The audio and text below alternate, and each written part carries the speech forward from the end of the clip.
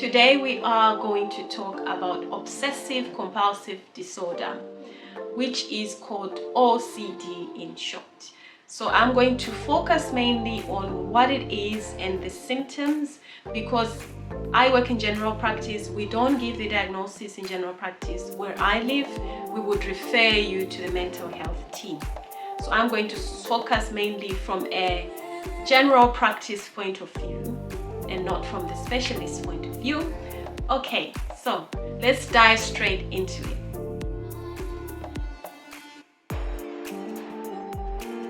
What is OCD? OCD is essentially a situation where someone is very fixated on performing certain tasks, certain things in a certain way, and they keep redoing that. They don't want to do it, but they can't help themselves but keep redoing those things and keeping on fixing things and just really fixated on that task, such that it actually impacts their daily life and their daily functioning, whether it's in terms of work or just general daily life at their homes.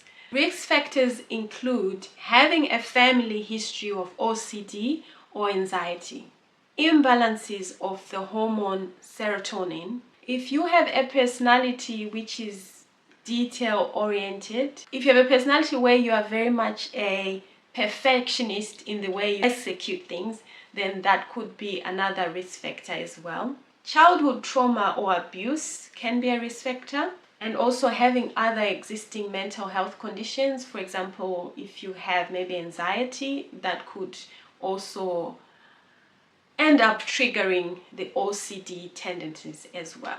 Its symptoms are, it's about being obsessed with certain things. Intrusive thoughts, tearfulness is another. Distress, difficulty in controlling irrational thoughts. Compulsion, so you are very compelled to do things. You must do things. You must close that door. You must keep closing it. Even when you've closed it, you come back and you close it again. You are very repetitive in the way that you do things, in your behaviors. You keep repeating the same thing. You need to fix it. There is this great need for you to repeat, keep doing that thing, because for some reason in your head you feel as though it hasn't been done, or you just feel as though something has happened and whatever you've done there has somehow come undone and you need to go back and fix it. I don't know if that makes sense. So it's very much being obsessed with fixing things, certain behaviors, and just keeping on repeating and repeating, such that it actually impacts the way you live, in the sense that your relations with others and also your work as well, that can be impacted by those symptoms, obviously. When it comes to mental health diagnosis, like I said earlier, the mental health team is the one that would give a diagnosis. There are certain tools that they use to give a diagnosis. There's the DSM-5 and the ICD-11 that is used to give the diagnosis. So in primary care, when someone presents with those symptoms that I've mentioned, we would refer to the mental health team and they take over their care.